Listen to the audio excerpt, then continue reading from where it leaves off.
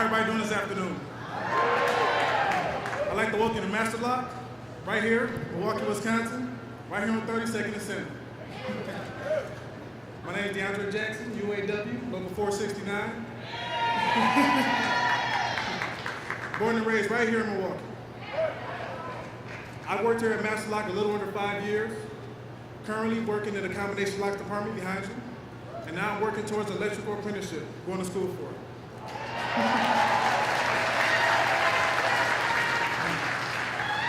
And that can only be done with the support from my union brothers and sisters and the president, Mike Bink. It's an honor to work here at Master Lock, where we build the best products in the world right here on this factory floor. I guarantee you won't find a stronger lock anywhere else.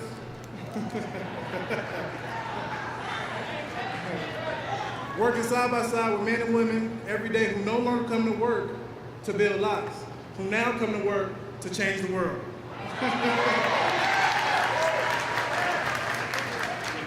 With our vision and leadership by John Hebner, Bob Rice, and Bruce Crash, we're leading the country by example. It's an honor to have President Obama here at Master Lock today to discuss the importance of keeping jobs right here in the United States of America.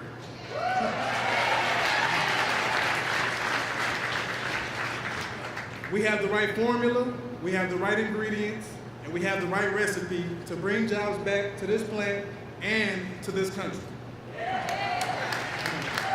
So from now on, it's Master Lock World Changers.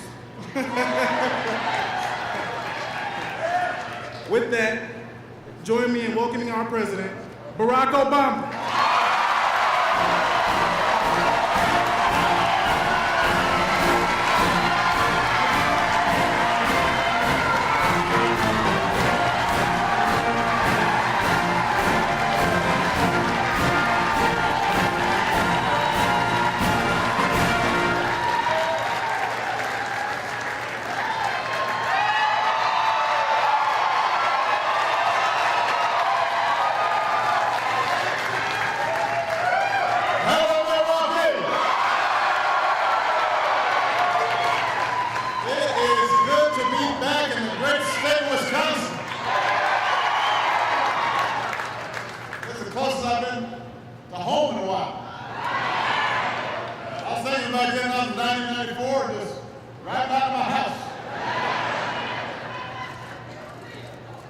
Thank you, DeAndre, for that outstanding introduction. And for sharing your story. I can tell though DeAndre's a little shy. He doesn't necessarily like to get out in front of you. Before I begin, I want to thank some additional special guests who are here. Milwaukee Mayor Tom Barrett is in the house. Your Congresswoman Gwen Moore is here. You heard from your local UAW representative, John Drew. And I got a great tour from the president of UAW Local 469, Mike Bink. And finally, I want to thank Master Lock CEO John Hebner for inviting us here today.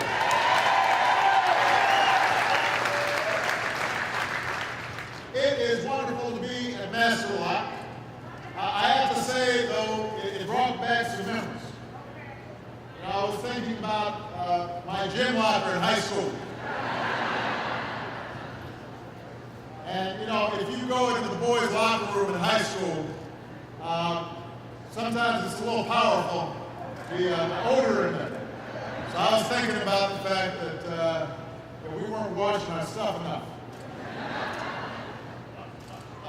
And then I was thinking about, as I got older and I kept on using Master Locks, I became an even better customer because I couldn't always remember my combination. So I ended up having to have the lock sawed off and buy a new one. So I was giving you guys a lot of business. And now, as I was looking at some of the really industrial-sized locks, I was thinking about the fact that I am a father of two girls who are soon going to be in high school. And then it might come in handy to have these super locks.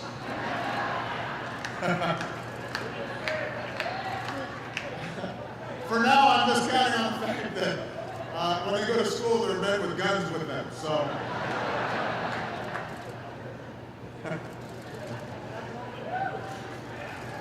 But I'm actually here today because this company has been making the most of a huge opportunity that exists right now to bring jobs and manufacturing back to the United States of America.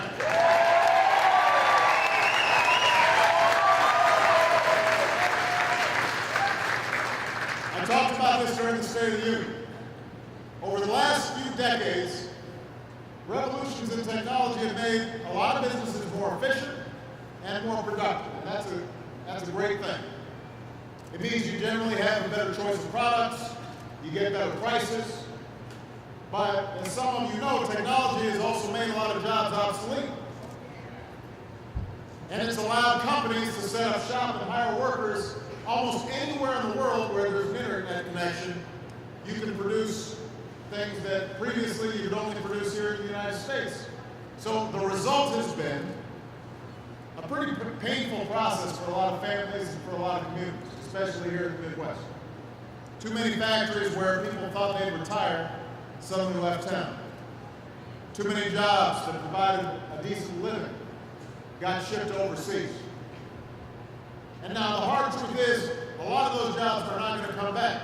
In a global economy, some companies are always going to find it more profitable to pick up a new business in some other part of the world. That's just a fact. But that doesn't mean we have to just sit by and settle for a lesser future. That doesn't mean there's nothing we can do to create new jobs and restore middle-class security here in America. There is always something we can do.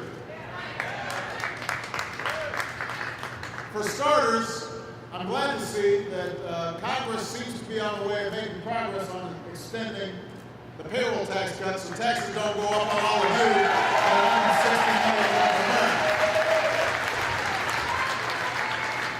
You know, this tax cut means that the typical American family will see an extra $40 in every paycheck this year. And that's going to help speed up this recovery. It'll make a real difference in the lives of millions of people. And as soon as Congress sends me that extension of tax cuts and unemployment insurance to my desk, I will sign it right away. We're going to get that signed. I love you back. But that's only a start. There's a lot more we can do. A lot more we have to do to help create jobs and bring back manufacturing and middle-class security to Milwaukee and Wisconsin and the United States of America. Look, and we've got examples of success. When I took office, a lot of UAW workers here, you guys remember this. When I took office, the American auto industry was on the verge of collapse. And there were some folks who said we should let it die. With 1 million jobs at stake, I refuse to let that happen. I refuse to let that happen. We said in exchange for help, we're going to demand responsibility. We got workers and automakers to settle their differences. We got the industry to restructure and retool, come up with better designs. Today, the American auto industry is back, and General Motors is once again the #1 automaker in the world.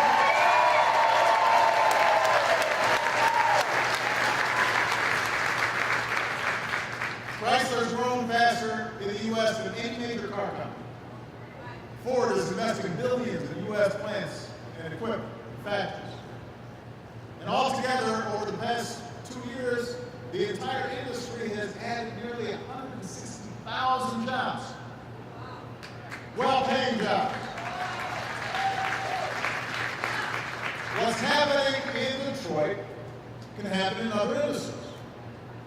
What happens in Cleveland and Pittsburgh and Raleigh And Milwaukee, that's what we've got to be shooting for, is to create opportunities for hard-working Americans to get in there and start making stuff again and sending it all over the world. Products stamped with 3 proud words, made in America. That's our goal.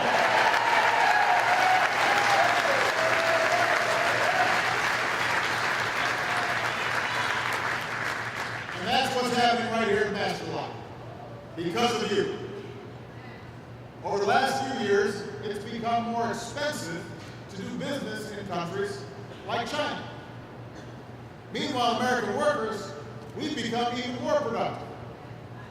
So when John Heffner was at the White House in January, he told me how it makes more business sense for Master Lock to bring jobs back home here to Milwaukee.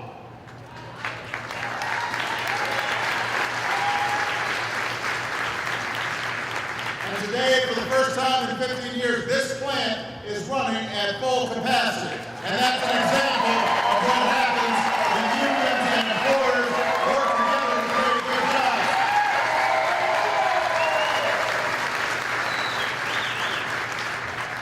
Today, you're selling products directly to customers in China, stamped with those words, made in America.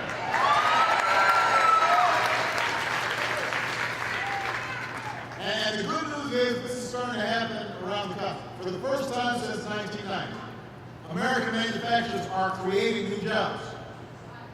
That's good for the companies, but it's also good up and down the supply chain. Because if you're making this stuff here, that means that there are producers and suppliers in and around the area who have a better chance of selling stuff here. Means the restaurant close by suddenly has more customers. Everybody benefits when manufacturing is going strong. So y'all have heard enough about outsourcing. More and more companies like Master Lock are now insourcing, deciding that if the cost of doing business here isn't too much different than the cost of doing business in places like China, then why wouldn't you rather do it right here in the United States of America? Why not put some Americans to work? Companies would rather bet on the country with the best colleges and universities to train workers with new skills and produce cutting-edge research. They'd rather place their bet on the nation with the greatest array of talent and ingenuity, the country with the greatest capacity for innovation that the world has ever known. And during the State of the Union, I issued a challenge to America's business leaders. Folks like John, I said, ask yourself what you can do to bring jobs back to your country. And your country will do everything we can to help you succeed.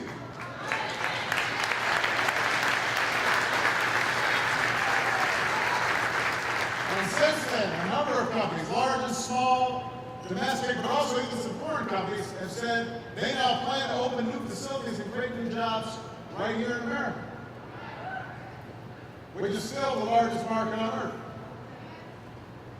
These include Wisconsin companies like Diamond Precision, which is a machine manufacturer that's going to be adding dozens of jobs here in Milwaukee. A company that's growing because its customers are choosing to buy American-made products instead of supplies from China.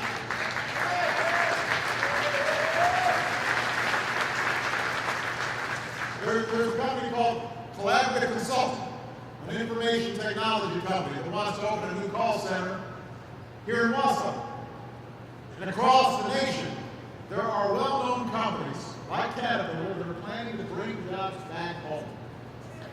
So last month we decided to hold a summit. That's where John was at. A summit at the White House so we could hear from companies like these who decided to insource jobs. We wanted to learn how can we accelerate this trend. And this last fall, for the first time, we'll be bringing companies from around the world together with governors and mayors and other leaders to discuss the benefits of investing and creating more jobs here in the United States.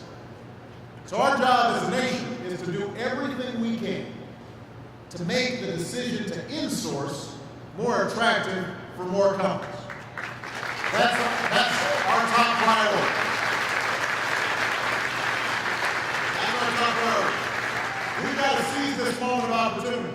can't let it slip away. We've got an opportunity to create new American jobs and American manufacturing, put that back where it needs to be. Now, one place to start is with our tax code.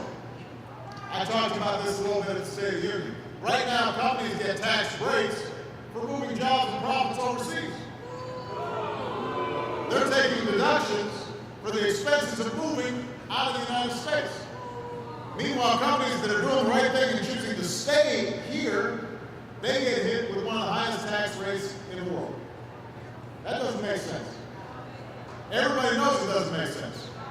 Politicians of both parties have been talking about changing it for years. So my message to Congress is, don't wait. Get it done. Do it now. Let's get it done. As Congress thinks about tax reform principles, there's some basic things they can do. First, if you're a business that wants to outsource jobs, you have that right, but you shouldn't get a tax deduction for doing it. That money should be used to cover moving expenses for companies like Masterlock that decide to bring jobs home. Give them a tax break.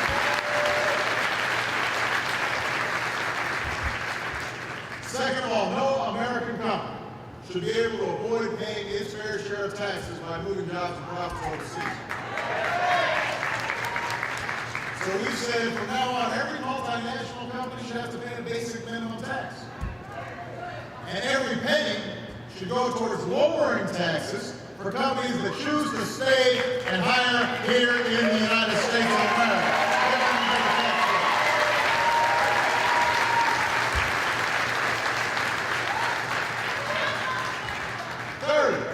Third, if you're an American manufacturer, you should get a bigger tax cut. If you're a high-tech manufacturer, creating new products, new services, we should double the tax deduction you get for making products here in America. And if you want to relocate in a community like this one, that's been hard hit when factories left town, you should get help financing a new plant, financing new equipment, training new workers. It is time to stop rewarding companies that ship jobs overseas and start rewarding companies that are creating jobs right here in the United States.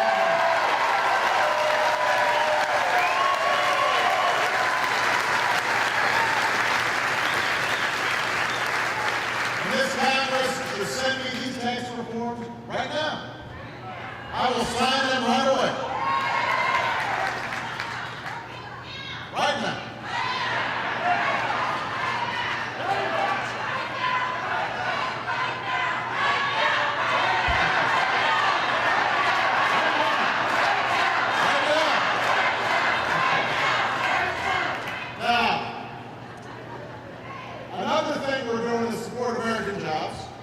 Is to make it easier for businesses like Masterlock to sell their products all over the world. Everybody knows Masterlock makes the best lock. So 2 years ago, I set a goal of doubling U.S. exports over 5 years. With the bipartisan trade agreements I signed into law, we're on track to meeting that goal ahead of schedule.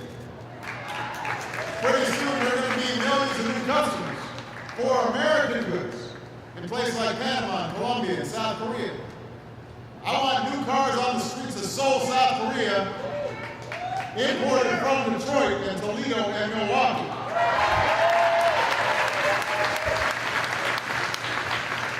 There's nothing wrong with them being able to sell cars here. I just want to be able to sell cars there.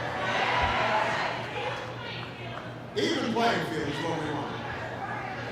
I'm going anywhere in the world to open up new markets for American products. And I'm not going to stand by when our competitors don't play by the same rules. It's not fair when foreign manufacturers have a leg up on ours just because they're getting heavy subsidies from their government. So I directed my administration to create a trade enforcement unit. And it's only got one job: investigating unfair trade practices in countries like China, making sure we've got an even playing field, because when we've got an even playing field, I promise you, nobody is going to outcompete America. We've got the productive workers on earth. We've got the most creative entrepreneurs on earth. Give us a level playing field. We will not lose.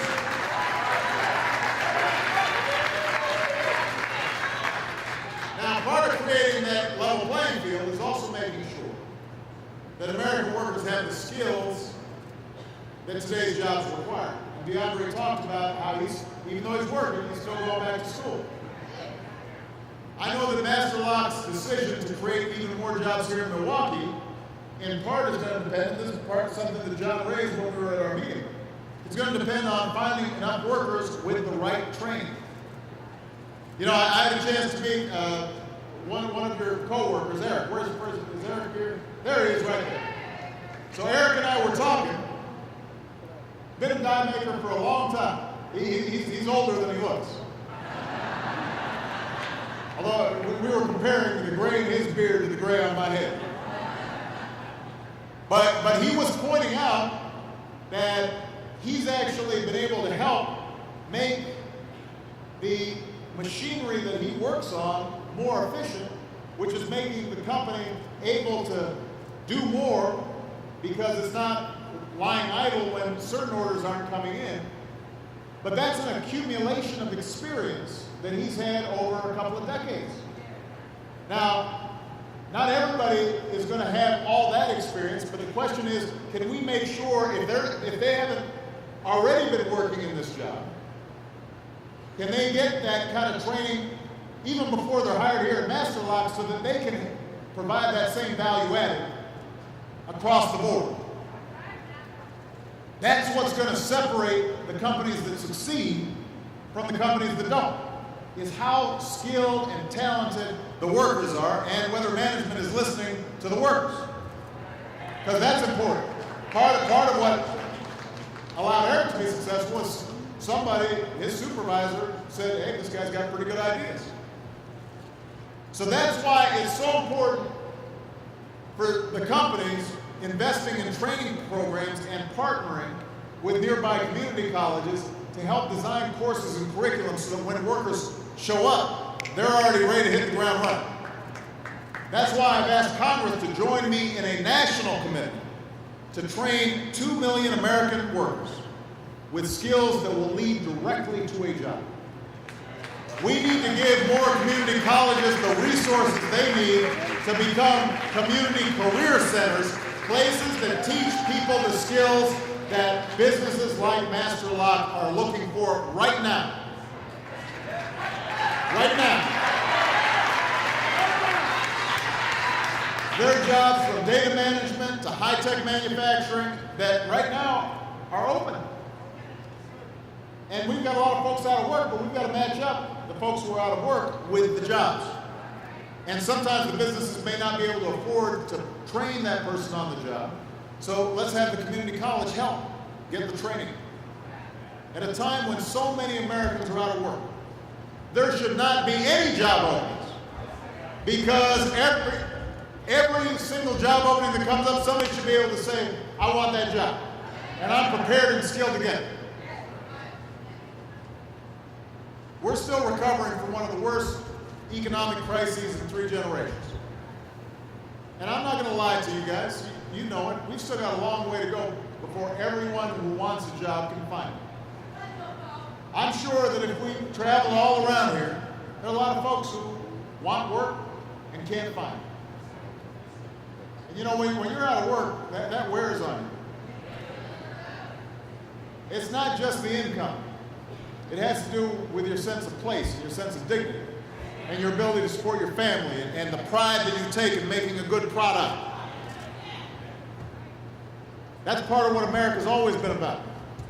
It's like what our work means to us, the values we put behind our work. We don't just do it for a paycheck. And so this has been hard on folks. It's been hard on our country. And it's going to take some time before middle-class Americans regain the sense of security that's been slipping away way before this recession hit. A lot of these factories were moving out before this recession hit. There's a lot of outsourcing going on over the last 20 years. So we've got a long way to go. But here's what I want everybody to remember. Over the last 23 months, businesses have added nearly 3.7 million new jobs. Manufacturing is coming back. Companies are starting to bring jobs back. The economy is getting stronger. The recovery is speeding up. We're moving in the right direction.